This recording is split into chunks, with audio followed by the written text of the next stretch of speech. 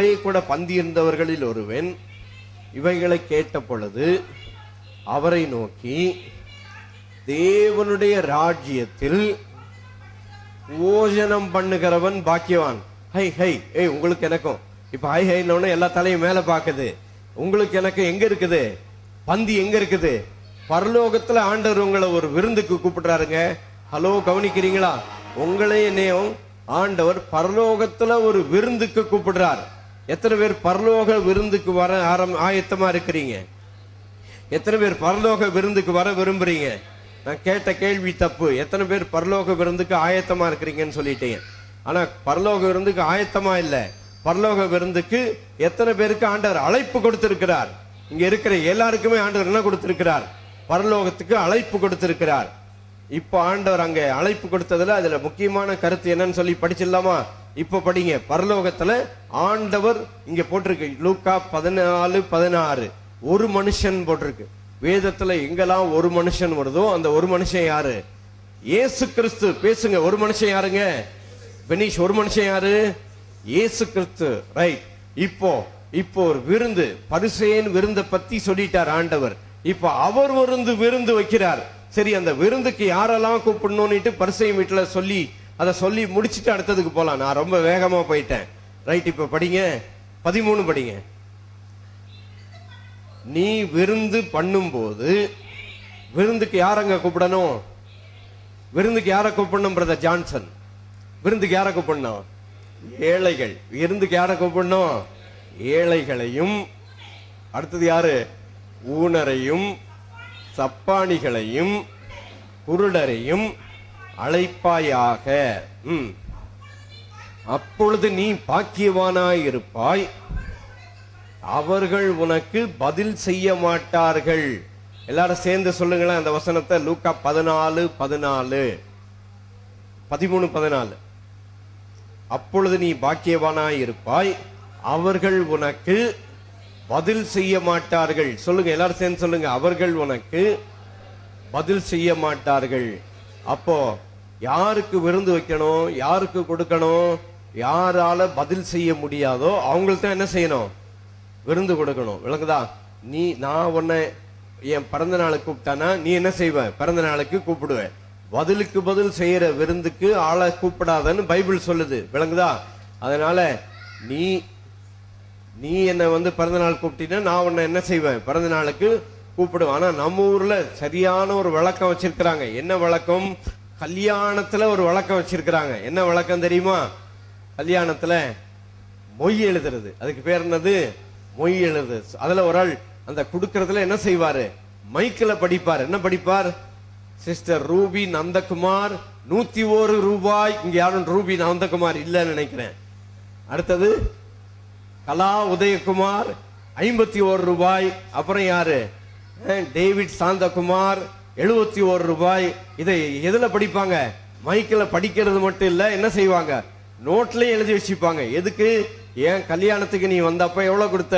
71 ரூபாய், 51 ரூபாய், 101 ரூபாய் கொடுத்தா அதை பத்திரமா மடிச்சு வீட்டுல வச்சிருப்பாங்களோ என்னவோ தெரியாது. ஏன் தெரியுமா? உன் கல்யாணத்துக்கு நீ என்ன கூப்பிட்டீங்கன்னா நான் என்ன செஞ்சிருவேன்? திருப்பி அதை என்ன செஞ்சிருவேன்? மறுபடி திருப்பி கொடுத்துருவேன். இது நம்ம தமிழ்நாட்டு வழக்கம். அந்த வழக்கம் தான் வேண்டான்னு இயேசு சொல்றாரு. என்ன சொல்றாரு? நீ விருந்துக்கு அழைக்கும் போது எப்படி யாரை கூப்பிடாத? யாரை கூப்பிடணும்? ஏழைகளையும், ஊனரையும், சப்பானிகளையும், குருடரையும் அழைப்பாயாக. ஏன் அவங்கள கூப்பிடணும்? அவர்கள் உனக்கு பதில் செய்ய மாட்டார்கள். யாரெல்லாம் உங்களுக்கு பதில் செய்ய மாட்டாங்களோ அத மாதிரி ஆட்களுக்கு என்ன செய்? திருப்பி கொடுக்காத கடனை கொடுன்னு ஆண்டவர் சொன்னாரு. யாரால திருப்பி கொடுக்க முடியாதோ அந்த ஆளுக்கு தான் என்ன செய்யணுமா? கடனை கொடுக்கணும். அடுத்தது விருந்து கொடுத்தா யாருக்கு கொடுக்கணும்? விருந்து கொடுத்தா பக்கத்து வீடு, அடுத்த வீடு. ஜெபக்கூட்டம் வைக்கிறேன்னு விருந்து கொடுத்து யாரு? எல்லாருக்கும் நான் சாப்பாடு கொடுக்கறேன்னு ஜெபக்கூட்டம் வச்சு பிரயோஜனம் இல்லை. ஆண்டவர் என்ன சொல்றாரு? விருந்து நீ ஜெபக்கூட்டம் வச்சு சாப்பாடு கொடுத்தீங்கன்னா யார கூப்பிடு? யாரங்க கூப்பிடு? வசனத்தை சொல்லுங்க. ஏழைகளையும், ஊனரையும், சப்பானிகளையும், குருடரையும் அழைப்பாயாக. இது பரிசேயனுடைய வீட்டுல நடந்ததுக்கு ஆண்டவர் இயேசு சொல்றார். இப்ப ஆண்டவர் இயேசு ஒரு விருந்து வைக்கிறார். கவனிக்கிறீங்களா? அடுத்தது முதல்ல பரிசேயனுடைய வீட்டுக்கு விருந்துக்கு போனாரு. இப்போ ஆண்டவரே அவரே ஒரு விருந்து வைக்கிறார். அந்த விருந்தை பத்தி கொஞ்சம் படிச்சிடலாமா? ஹலோ, எத்தனை பேருக்கு ஆண்டவருடைய விருந்தை பத்தி தெரிஞ்சுக்கணும்னு விருப்பம் வேணுமாங்க? ஆண்டவர் ஒரு விருந்துக்கு உங்களை என்னையும் நீங்க பாவம் செய்யாததுனால கூப்பிடல. கவனிக்கிறீங்களா? ஆண்டவர் யார்கிட்டயாவது ஞானஸ்நானம் எடுத்தப்போ நான் யார்கிட்டயாவது கான்ட்ராக்ட் போட்டேனாங்க? கவனிக்கிறீங்களா? ஆல்மோஸ்ட் நிறைய பேருக்கு இங்க இருக்கிற ஆளுக்கு நான் ஞானஸ்நானம் கொடுத்தேன். யார்கிட்டயாவது நான் கேட்டேனா, இன்னைக்கு நீ ஞானஸ்நானம் எடுக்கிற, இனிமேல் நீ பாவம் செய்யாம இருப்பியா? ஆண்டவரும் கான்ட்ராக்ட் போடல, மனுஷனாகி நானும் என்ன செய்யல, கான்ட்ராக்ட் போடல. விளங்குதா? அதனால எந்த மனுஷனையும் நீ பாவம் செய்யாம இருப்பியான்னு கேட்டுட்டு ஆண்டவர் என்ன செய்யல, ஞானஸ்நானம் கொடுக்கல. அதனால கவனிக்கிறீங்களா? இப்ப அந்த விருந்தை பத்தி கொஞ்சம் படிச்சிடலாம். விருந்து வேளையில் தன் ஊழியக்காரனை நோக்கி, நீ அழைக்கப்பட்டவர்களிடத்தில் போய் எல்லாம் ஆயத்தமாயிருக்கிறது, வாருங்கள். எல்லாரும் சொல்லுங்க, எல்லாம் ஆயத்தமாயிருக்கிறது. எல்லாம் ஆயத்தமா இருக்குதா? இல்ல ஆயத்தமா ஆயத்தமா ஆயத்தமா நீ நரகம் போயிடுவ அப்படின்னு சொல்லணுமா? எப்படிங்க சொல்லணும்? நீ ஆயத்தம் இல்ல, நீ ஆயத்தமாகலன்னா எங்க போவ? நேரா பாதாளம் போயிருவ. எங்க போயிருவ? சினிமா போஸ்டரை பார்த்தாலே நீ பாதாளம் போயிருவேன்னு சொல்லிதான் நான் கேட்ட பிரசங்கம். கவனிக்கிறீங்களா? உங்களை என்னை ஆயத்தமாக்குறது நீங்க கிடையாது. நீங்களும் நானும் ரட்சிக்கப்பட்டது எப்படி? அதே வசனத்துக்கு மறுபடி வாங்க. 17ஆம் வசனத்துல, விருந்து வேளையில் தன் ஊழியக்காரனை நோக்கி. பேரில்லாத இந்த ஊழியக்காரன் யாரு? யாருங்க பேரில்லாத ஊழியக்காரர்? யாருன்னா பரிசுத்தாவியானவர். பேரில்லாத ஊழியக்காரர் யாரு? பரிசுத்தாவியானவர். தன்னை குறித்து அவருக்கு பேர் கிடையாது, பரிசுத்தாவின் தான் பேரு. அவர் யாரை பத்தி மட்டும்தான் சொல்லுவாரு? இயேசுவை பத்தி மட்டும்தான் சொல்லுவாரு. எல்லாம் ஆயத்தமாய் இருக்கிறது. சொல்லுங்க, இதுதான் செய்தியுடைய சாராம்சம். எல்லாம் ஆயத்தமாய் இருக்கிறது. இயேசு கிறிஸ்து உங்களுக்காக எனக்காக எல்லாத்தையும் ஆயத்தப்படுத்திட்டாரா? இல்ல உங்களை கொண்டு வந்து விட்டுட்டு. கவனிக்கிறீங்களா? ஏரோப்ளேன் ஏறும் போது தீர்மானம் பண்ணணும். என்ன தீர்மானம் பண்ணணும்? ஏரோப்ளேன்ல போகணுமா கீழே இருக்கணுமா? ஏரோப்ளேன்ல போகணுமா கீழே இருக்கணுமான்னு. ஏரோப்ளேன்ல பறந்து போயிட்டே இருக்கும் போது பைலட் கிட்ட போய், டேய் கதவை திறந்து விடியா, நான் இறங்குறேன்னா, இறங்குனா எங்க போகணும்? பறக்கும் போது கீழே இறங்குனா என்னங்க ஆகும்? இப்ப ஆண்டவர் இயேசு உங்களை அப்படிதான் சொன்னாரா? இன்னைக்கு நிறைய பேர் என்ன சொல்றாங்க பிரசங்கத்துல, ஆண்டவர் இயேசுவனை ரட்சித்து தெரிந்து கொண்டாரு, நீ என்ன செஞ்ச? ஏரோப்ளேன்ல இருந்து கண்ணாடி வழியா கீழே பாத்தீங்கன்னா எங்க போயிருவ? கீழே போயிருவேன்னு தான் பிரசங்கம் சொல்லி கொடுக்கறாங்க. கண்ணாடி வழினா நீ கீழனா பாரு, மேலனா பாரு. நீ ஏரோப்ளேன்ல ஏறிட்டீனா கடைசியில போய் சேர்ற வரைக்கும் எங்க தான் இருக்கணும்? ஏரோப்ளேனுக்கு உள்ளதான் இருக்கணும். அதே போல இயேசு கிறிஸ்துவை நீங்க ஏற்றுக்கொண்டு ரட்சிக்கப்பட்டீங்கன்னா, நீங்க ரட்சிக்கப்பட்டது யாராலன்னு சொல்லி 1 கொரிந்தியர் 12:3 ரட்சிக்கப்பட்டது யாராலன்னு சொல்லி அங்க சொல்லி இருக்குது. அதே வசனத்தை கத்தோலிக்க பைபிள்ல விவிலிய புஸ்தகத்திலையும் படிச்சிடுறீங்களா? அத பரிசுத்த ஆவியினாலே அன்றி 1 கொரிந்தியர் 12:3 பரிசுத்தாவியினாலே அன்றி இயேசுவை கர்த்தர் என்று ஒருவனும் சொல்லக்கூடாதுன்னு நம்ம பைபிள்ல போட்டிருக்குது. விவிலிய வேதாகம புஸ்தகத்துல என்ன போட்டிருக்கு தெரியுமா? பரிசுத்தாவியானவருடைய உதவி இல்லாம இயேசுவை தெய்வம் என்று ஒருத்தனுமே ஏற்றுக்கொள்ளவே முடியாது. நீங்க எல்லாம் ஏற்றுக்கொண்டது யாராலதான் இயேசுவை ஏற்றுக்கொண்டீங்க? ஹலோ, கவனிக்கிறீங்களா? விருந்து வேளையில் எல்லாம் ஆயத்தமா இருக்கிறது, வாருங்கள். எல்லாமே என்ன எப்படி இருக்குது? எல்லாத்தையும் ஆண்டவர் இயேசுவை ஆயத்தப்படுத்திட்டு தான் உங்களை கூப்பிடுறார். கவனிக்கிறீங்களா? அதை விட்டுட்டு நீங்க டெலிவிஷன்ல ஆன் பண்ணி வேற ஏதாவது பிரசங்கத்தை அங்கங்கே கேட்டீங்கன்னா எல்லாம் என்ன சொல்றாங்க? நீ ஆயத்தமா? நீ ஆயத்தம் இல்லைன்னா ஆண்டவர் என்ன செஞ்சிருவாரு? ஏரோப்ளேன்ல நீ ஏறிட்ட, நீ ஆயத்தம் இல்லைன்னா பாதி உள்ள கதவு திறந்து உன்னை கீழே தள்ளிடுவாரு. அப்படித்தானே? நீ கீழே பாத்தீங்கன்னா என்ன செஞ்சிருவ? கீழே பாத்தீங்கன்னா கீழே போயிருவ அப்படின்னு தான் சொல்லி கொடுத்திருக்கிறாங்க. ஆனா நீ ஆயத்தம் ஆகிறியோ இல்லையோ, பரிசுத்த ஆவியானவர் மூலமாய் உங்களை ரட்சித்த தேவன், நீங்க அவங்களை ஆயத்தப்படுத்தணுமா இல்ல ஆண்டவர் உங்களை ஆயத்தப்படுத்திட்டாரா? நான் சொல்றேன்னு நினைக்காதீங்க. பைபிள்ல வசனம் இருக்கு, பாத்துடலாமா? 2 கொரிந்தியர் 5:5 படிங்க. என்ன போட்டிருக்குன்னு. ரைட். இப்போ 1 கொரிந்தியர் 12:3 விவிலிய பைபிள்ல படிச்சு கேட்டுடலாமா? படிப்போம். ஆதலால் உங்களுக்கு நான் அறிவிப்பது, கடவுளுடைய ஆவியின் ஏவுதலால் பேசும்போது இயேசுவுக்கு சாபம் என்று யாரும் சொல்லுவதில்லை. இப்ப கவனிங்க, அப்படியே பரிசுத்த ஆவியின் ஏவுதலால் அன்றி இயேசுவை ஆண்டவர் என்று யாரும் சொல்ல முடியாது. பரிசுத்த ஆவியினால் அன்றி இயேசுவை ஆண்டவர் என்று யாருமே என்ன செய்ய முடியாது, சொல்ல முடியாது. அப்ப நீங்க ரட்சிக்கப்படுறதுக்கு இயேசுவை ஆண்டவர்னு நீங்க சொன்னதே யாரால தான் சொன்னீங்க? பரிசுத்த ஆவியானவருடைய உதவியால தான் சொன்னீங்க. அந்த பரிசுத்த ஆவியானவர் உங்களுக்கு எனக்கும் இப்ப படிங்க 2 கொரிந்தியர் 5:5 அந்த பரிசுத்த ஆவியானவர் உங்களை ஆயத்தப்படுத்திட்டாரா இல்ல நீங்க உங்களை ஆயத்தப்படுத்தணுமா? Brother Christopher ஆயத்தமாயிட்டீங்களா? கொஞ்சம் அப்படி கவனம் இல்லாம இருந்தீங்கன்னா போமாட்டீங்கன்னு தான் நான் செய்தி கேட்டிருக்கிறேன். என் பிரசங்கத்தை கேட்டே நீ தூங்குறியே, நீ பரலோகம் வந்து சேருவியா அப்படின்னு சொல்லிதான் எனக்கு பிரசங்கம் பண்ணி நான் கேட்டிருக்கிறேன். நீ பிரசங்கம் கேட்கிறியோ இல்லையோ, இயேசுவாகிய படகிலே, ஆதாமுடைய படகிலிருந்து இயேசுவாகிய படகிலே வந்துட்டா மறுபடியும் ஆதாமுக்குள்ள போகவே முடியாது. இப்ப படிங்க, இதற்கு நம்மை ஆயத்தப்படுத்தினவர் தேவனே, ஆவி என்னும் அச்சாரத்தையும் நமக்கு தந்தவரும், ஆவி என்னும் அச்சாரத்தையும் நமக்கு தந்தவர் அவரே. அச்சாரம்னா என்னதுங்க? தமிழ்ல அச்சாரம் என்ற வார்த்தைக்கு எனக்கு விளக்கம் புரியலன்னுட்டு இங்கிலீஷ் பைபிள் எடுத்து பார்த்தா அங்க என்ன போட்டிருக்குது? He has given you the Holy Spirit as the guarantee அப்படின்னு போட்டிருக்கு. ஆவி என்னும் கேரண்டியை தந்தவரும் அவரே. உங்களுக்கு எனக்கும் பரிசுத்த ஆவியானவரை கேரண்டியாக தந்திருக்கிறார். எதுக்காக? ரட்சிக்கப்படும் போதே பரிசுத்த ஆவியானவர் தான் உங்களுக்கு ரட்சிக்கப்பட உதவி செய்தார்.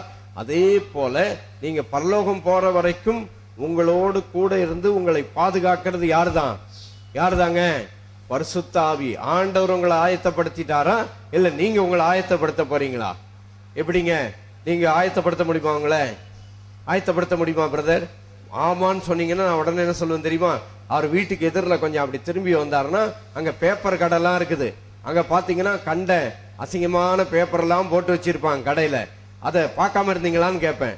பார்த்தா நீ பரலோகம் போக முடியாதுன்னு எனக்கு சொல்லி கொடுத்துருக்காங்க. நீ தெருவில் சினிமா போஸ்டரை பார்த்தீங்கன்னா எங்க போக மாட்டேன், பரலோகம் போக மாட்டேன்னு. அதனால நீ நல்லா சினிமா போஸ்டரை பாரு, பரலோகம் போவேன்னு நான் சொல்லல. நான் என்ன சொல்றேன், இயேசு கிறிஸ்துவை ஏற்றுக்கொண்டபடியினால் நித்திய ஜீவன் தருகிறாரே தவிர நீ சினிமா போஸ்டர் பார்க்கறதுனாலே பார்க்காததுனாலையும் கிடையாது. நீ பாவம் செய்யாததுனால உனக்கு நித்திய ஜீவன் இல்ல. முதல்ல எது நித்திய ஜீவன் கிடைச்சது? யாரால கிடைச்சது? இயேசு கிறிஸ்து சிலுவையிலே செய்த புண்ணியத்தினால கிடைச்சது. ஆண்டவர் சொல்றார் அங்கே லூக்கா 14 இப்ப வந்துருங்க 14:17 விருந்து வேளையில் தன் ஊழியக்காரரை நோக்கி, நீ அழைக்கப்பட்டவர்களிடத்தில் போய் எல்லாம் ஆயத்தமாய் இருக்கிறது, வாருங்கள். எல்லாரும் சேர்ந்து சொல்லுங்க, எல்லாம் ஆயத்தமாய் இருக்கிறது, வாருங்கள். ஆயத்தமா இருக்குதா இல்ல ஆயத்தப்பட போறீங்களா? ஹலோ, ஆயத்தப்பட போறீங்களா? ஆயத்தமா இருக்கிறீங்களா? ஆயத்தமா இருக்கிறீங்களா? ஆயத்தப்பட போறீங்களா? இயேசு என்ன ஆயத்தப்படுத்திட்டாரு. ஆமென், ஹல்லேலூயா. ஒரு பாட்டு ஒண்ணு உண்டு, அவர் விருந்துக்கு உங்களை கூப்பிட்டிருக்கிறார். ஒண்ணு கொடு பாப்போம். சரி, இந்த ஆயத்தமாக்கினதை பத்தி வெளிப்படுத்தின விசேஷத்துல போட்டிருக்கு, படிச்சிடலாமா? வெளிப்படுத்தின விசேஷம் 19. உங்களுக்காக எனக்காக பரலோக விருந்துக்கு கர்த்தர் ஆயத்தப்படுத்திட்டு உங்களை என்னையும் கூப்பிடுறார். ஹலோ, நீங்கள் நானும் ஸ்பெஷலா இல்லையா? ஆண்டவரே வானத்தையும் பூமியும் உண்டாக்கின கர்த்தர் ஒரு விருந்தை செஞ்சிட்டு உங்களை என்னையும் கூப்பிட்டுருக்கிறாருங்க. இயேசுவை ஏற்றுக்கொள்ளாதவங்களுக்கு அந்த விருந்து கிடையாது. இயேசுவை ஏற்றுக்கொண்ட எல்லாருக்குமே அந்த விருந்து உண்டு. எத்தனை பேர் விருந்துக்கு வர்றதுக்கு ஆயத்தம்? கவனிக்கிறீங்களா? சுத்தமும் பிரகாசமுமான வெள்ளிய வஸ்திரம் தரித்து கொள்ளும்படி அவளுக்கு யாருக்கு அளிக்கப்பட்டது அந்த மெல்லிய வஸ்திரம். அந்த மெல்லிய வஸ்திரம் பரிசுத்தவான்களுடைய நீதிகளே. கவனிக்கிறீங்களா? சுத்தமும் பிரகாசமுமான மெல்லிய வஸ்திரம் தரித்து கொள்ளும்படிக்கு அவளுக்கு அளிக்கப்பட்டது. யாருக்கு? சபைக்கு. உங்களை என்னையும் ஆட்டுக்குட்டியானவருடைய கல்யாணத்துக்கு தான் நம்ம போக போறோம். நீங்கள் நானும் யாரு? ஆட்டுக்குட்டியானவருக்கு மனைவியாக கர்த்தர் நம்மை தெரிந்து கொண்டிருக்கிறார். மனைவினா யாரு? மனைவினா யாரு? தூய்மையானவர்கள். கவனிக்கிறீங்களா? ஆட்டுக்குட்டியானவருடைய மெல்லிய வஸ்திரம் தரித்து கொள்ளும்படி அவர்களுக்கு அளிக்கப்பட்டது. இயேசுவை ஏற்றுக்கொண்ட உடனே உங்களுக்கு எனக்கும் ஒரு மெல்லிய வஸ்திரம் கர்த்தர் தந்திருக்கிறார். அந்த மெல்லிய வஸ்திரத்துக்கு பேர் என்னது? அவருடைய நீதியின் வஸ்திரம். உங்க மேல என் மேல யாருடைய நீதியின் வஸ்திரம் இருக்குது? சொல்லுங்க. என் மேல நீதியின் வஸ்திரம் இருக்கிறது. சொல்லுங்க. என் மேல் இயேசுவின் நீதியின் வஸ்திரம் இருக்கிறது. என்னுடைய நீதி அல்ல, அவருடைய நீதி. சொல்லுங்க. அவருடைய நீதி, அவருடைய நீதியின் வஸ்திரம் என் மேல் இருக்கிறது. கவனிக்கிறீங்களா? அந்த நீதியின் வஸ்திரத்தை தந்துட்டு என்ன சொல்றாரு? இப்ப 7ஆம் வசனம் படிங்களேன். நாம் சந்தோஷப்பட்டு களி கூர்ந்து அவருக்கு துதி செலுத்த கடவோம். ஆட்டுக்குட்டியானவருடைய கல்யாணம் வந்தது. இப்ப அது ரொம்ப முக்கியம், அதுக்கு தான் அதை படிக்க சொன்னேன். ஆட்டுக்குட்டியானுடைய கல்யாணம் வந்தது. அவருடைய மனைவி தன்னை ஆயத்தம் பண்ணினாள். கவனிக்கிறீங்களா? அவரே ஆயத்தம் படுத்திட்டு என்ன சொல்றாரு? அவருடைய மனைவி தன்னை ஆயத்தம் பண்ணினாள்னு உங்களை என்னையும் பார்த்து நம்ம தான் நம்மளை ஆயத்தப்படுத்திட்டோம்னு அவர் சொல்றாரு. ஹலோ, எத்தனை பேருக்கு சந்தோஷம்? அவரே நம்ம ஆயத்தப்படுத்திட்டு நம்ம தான் நம்மளை ஆயத்தப்படுத்திட்டோம்னு சொல்றாருன்னா, அவரே நம்மளை ரெடி பண்ணிட்டு நம்மளை ரெடி பண்ணிட்டோம்னு சொல்றாருன்னா எல்லாம் கைத்தட்டி சந்தோஷப்பட வேண்டாமா? அவரே நம்மை ஆயத்தப்படுத்திட்டு நாம் நம்மை ஆயத்தப்படுத்தினோம் என்று சொல்லுகிறார்.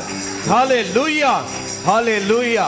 இயேசு நம்மை ஆயத்தப்படுத்திட்டு அவர் சொல்றாரு, நீ தான் உன்னை ஆயத்தப்படுத்திட்டேன்றாரு. அவர் என்ன சொல்றாரு?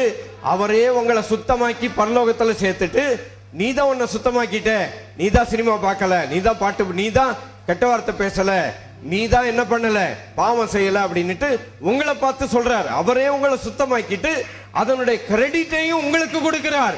ஹல்லேலூயா. அவரே சகலத்தையும் செய்து விட்டு அதுக்குரிய மார்க்கையும் உங்களுக்கு இலவசமா கொடுக்கிறார். புரியுதா உங்களுக்கு? அவரே சுத்தமாக்கி அவரே உங்களை தம்மிடத்துல சேர்த்துட்டு நீதான்ப்பா உன்னை ஆயத்தமாக்கிட்டன்னுட்டு உங்களுக்கு அதுக்குரிய கிரெடிட் கொடுக்கிறார். கிரெடிட்னா அதுக்குரிய என்னது? கனத்தை உங்களுக்கு கொடுக்கிறார். நீங்க தான் உங்களை ஆயத்தப்படுத்திட்டீங்கன்னு கனத்தை உங்களுக்கு கொடுக்கிறார். ஆயத்தப்படுத்தின கனம் யாருக்கு? ஆயத்தப்படுத்தின கனம் யாருக்குங்க? அவருக்கு. அவர் தான் நம்மை ஆயத்தப்படுத்திட்டு நீ தான் ஒன்னு ஆயத்தப்படுத்திட்டேன்னுட்டு அதற்குரிய கனத்தை அதற்குரிய மகிமையை கர்த்தர் உங்களுக்கு கொடுக்கிறார். அதுக்காக தான் அதை படிக்க சொன்னேன். ஆட்டுக்குட்டியானவருடைய கல்யாணம் வந்தது. அவருடைய மனைவி தன்னை ஆயத்தம் பண்ணினாள். உங்களை என்னை ஆயத்தப்படுத்தினது யாரு? பரலோக பேழைக்குள்ளாக உங்களை என்னை ஏத்திக்கிட்டு போறது யாருங்க? ஹலோ, பரலோக பேழைக்குள்ள உங்களை என்னை ஏத்தினது யாரு? இயேசு கிறிஸ்து உங்களை என்னை எங்க ஏத்திட்டாரு? பரலோக வண்டியில ஏத்திட்டார். இப்போ பரலோக வண்டியில இருந்து நீங்க பாதியில கீழே விழ முடியுமா? எங்க சினிமா பார்த்துட்டீங்க, கீழே விழுந்துருவீங்களா? எங்க நீங்களா பார்க்காமலா இருக்கிறீங்க? சொல்லுங்க. அதுக்கு நீ போய் பாருன்னு சொல்லல. நீங்க செய்யறதுனாலையும் செய்யாததுனாலையும் நித்திய வாழ்வு பரலோகம் கிடையாது. இயேசு செய்த புண்ணியத்தின் நிமித்தமாக கர்த்தர் உங்களுக்கு நித்திய வாழ்வை கொடுக்கிறார். ஹல்லேலூயா. அவரே உங்களுக்கு மெல்லிய வஸ்திரத்தையும் கொடுத்து அவரே உங்களை ஆயத்தப்படுத்தி என்ன சொல்றார்? ஆட்டுக்குட்டியானவருடைய கல்யாணம் வந்தது. அவருடைய மனைவி தன்னை ஆயத்தம் பண்ணினாள். இப்ப மனைவியா நீங்களா அவரை, ஹலோ கவனிக்கிறீங்களா?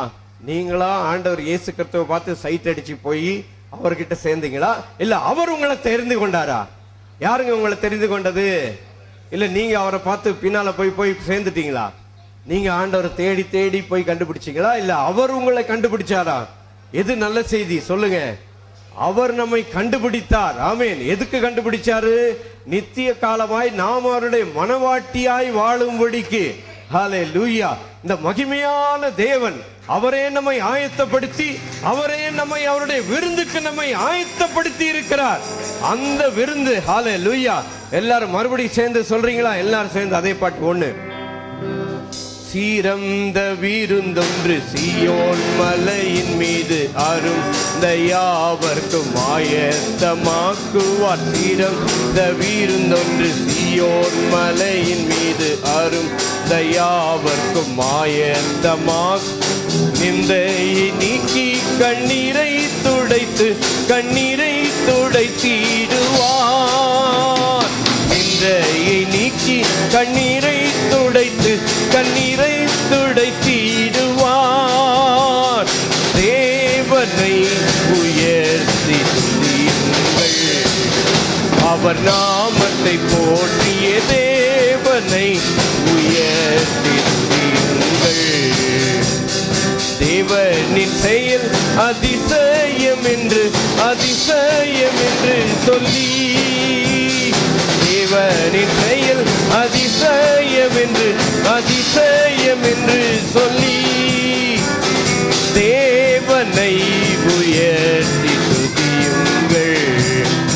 அவர் நாமத்தை போற்றிய தேவனை உயர்த்தி துதியுங்கள். அவனை வணங்கும்படி அவனுடைய பாதத்தில் விழுந்தேன். அவன் என்னை நோக்கி, இப்படி செய்யாதபடிக்கு பார், உன்னோடு இயேசுவை குறித்து சாட்சியிட்ட உன் சகோதரரோடும் கூட நானும் ஒரு ஊழியக்காரன். தேவனை தொழுதுகொள். இயேசுவை பற்றின சாட்சி தீர்க்க தரிசனத்தின் ஆவியாயிருக்கிறது. தீர்க்க தரிசனத்தின் ஆவி என்னது? தீர்க்க தரிசனத்தின் ஆவி என்னதுங்க? இயேசுவை பற்றிய சாட்சி. தேவாலயத்துக்கு போகும்போது அப்போஸ்தலர் 3ஆம் அதிகாரத்திலே பேதுரும் யோவானும் தேவாலயத்துக்கு போகும்போது ஒரு சப்பானி எழுந்து நடந்துட்டான். நடந்த உடனே ஜனங்க எல்லாரும் பேதுருவையும் யோவானையும் ஆன்னு பாக்குது. அதுக்கு பேதுரும் யோவானும் என்ன சொன்னாங்க? அப்போஸ்தலர் 3:10 என்னங்க சொன்னாங்க? இதை குறித்து நீங்கள் ஆச்சரியப்படுகிறது என்ன?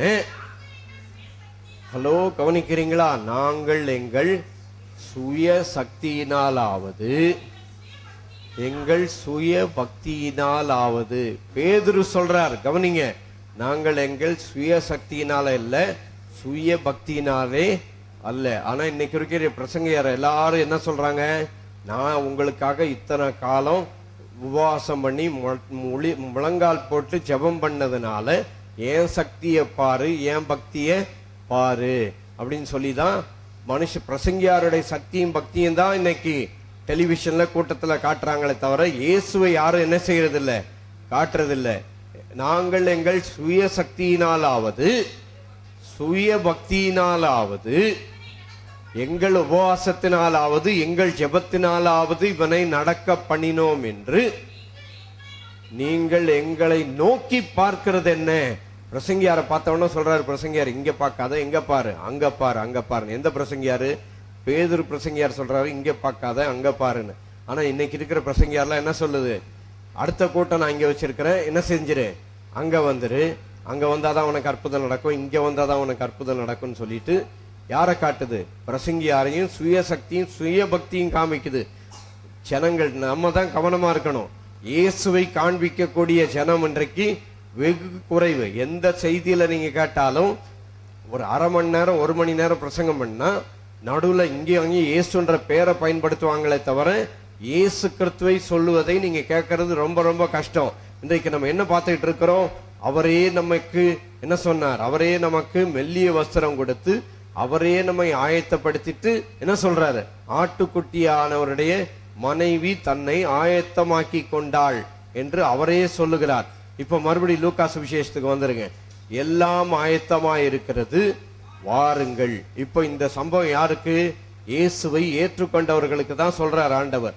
எல்லாம் ரெடியா இருக்குது வான்னு சொன்னா எல்லாரும் சாக்கு போக்கு சொல்ல ஆரம்பிச்சாங்க. அதுக்கு ஒருத்தன் சொன்னா 18ஆம் வசனத்துல, நான் ஒரு வயலை வாங்கிட்டேன், நான் வயலை என்ன செய்யணும், போய் பார்த்துட்டு வர்றேன். ஆண்டவர் யார்? இயேசு சொன்ன ஊமையை நான் சொல்லிட்டு இருக்கிறேன். பரலோகத்தின் ஆண்டவர் விருந்து வச்சிருக்கிறாரு, கூப்பிடுறாரு. அதுக்கு ஒருத்தன் சொல்றான், நான் என்ன செஞ்சிருக்கிறேன், வயலை வாங்கிட்டேன், போய் பார்த்துட்டு வர்றேன்னா. அது கவனிக்கிறீங்களா? வயலை பார்த்துட்டு வயலை வாங்குவீங்களா, இல்ல வாங்கினது காசு கொடுத்து வாங்கினதுக்கு அப்புறம் வயலை போய் பார்ப்பீங்களா? ஒரு வீடு வாங்கினீங்கன்னா வீடை முதல்ல பார்த்துட்டு காசு கொடுப்பீங்களா, இல்ல வாங்கினது காசு கொடுத்துட்டு அதுக்கப்புறம் போய் வீடை பார்ப்பீங்களா? எப்படிங்க? இவன் என்ன சொல்றான், நான் வயலை வாங்கிட்டேன், என்ன செய்யணும், போய் பார்க்கணும்ட்டு போயிட்டானோ. இப்படி ஒரு விருந்தை வச்சுட்டு, இலவசமா ஆண்டவர் நமக்கு விருந்தை வச்சுட்டு நம்மளை கூப்பிடுறாரு. ஆனா ஒருத்தன் என்ன சொல்றான், வயலை பார்க்க போறேன், வயலை பார்க்க போறேன்னா நான் என் பிசினஸுக்கு போறேன். இன்னொருத்தன் என்ன சொல்றான், அடுத்தது இன்னொருத்தன் என்ன சொல்றான் தெரியுமா, நான் ஏறு மாடு 5 ஏறு ஓட்டுற மாடை வாங்கிட்டேன். மாடு வாங்குறதுக்கு முன்னால மாடை பார்ப்பீங்களா, இல்ல வாங்கினதுக்கு அப்புறம் போய் பார்ப்பீங்களா? இப்ப ஆண்டவருடைய ட்ரெயின்ல ஏறியாச்சு. நித்திய ஜீவனுக்கு நம்ம பங்காளியாச்சு போயிட்டு இருக்கிறோம். இப்ப ஆண்டவர் என்ன சொல்றார், இது உங்களை ஆயத்தம் பண்ண மாதிரி நிறைய பேர் இன்னும் இருக்கிறாங்க.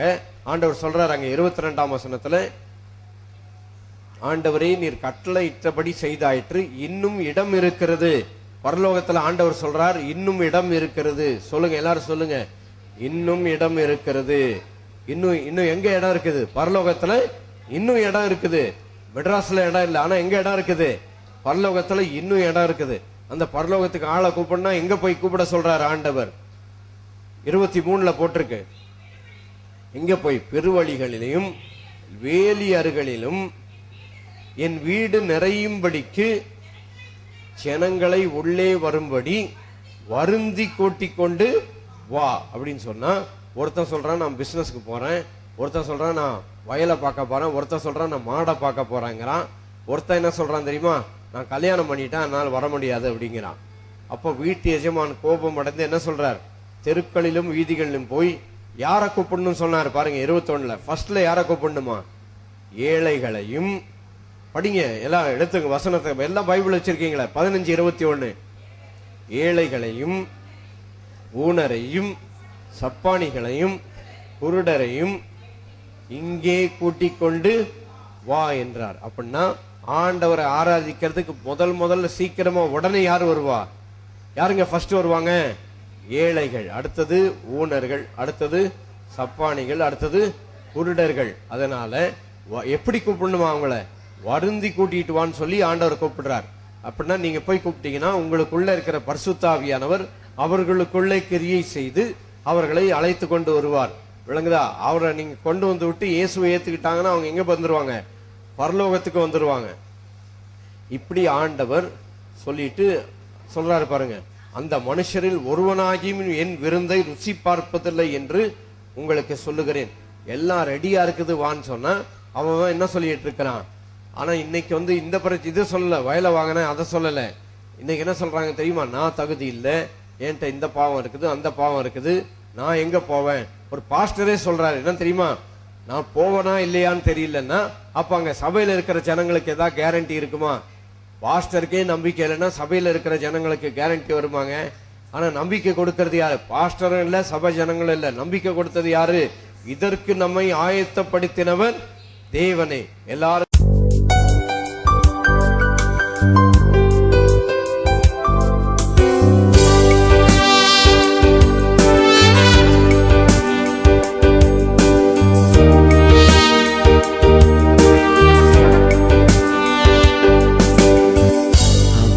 all powers, above all kings, above all nature and all created things, above all wisdom and all the ways of man. You were here before the world began.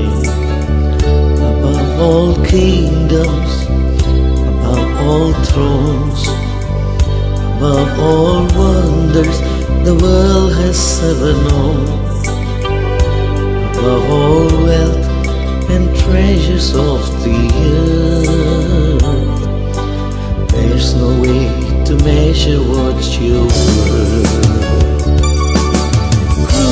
Crucified, laid behind the stone, you live to die, rejected and alone, like a rose trampled on the ground. You took the fall and thought of me above all powers, above all kings, above all nature and all created things, above all wisdom and all the ways of man. You were here before the world began. Above all kingdoms, above all thrones, above all wonders the world has ever known, above all wealth and treasures of the earth, There's no way to measure what you're worth.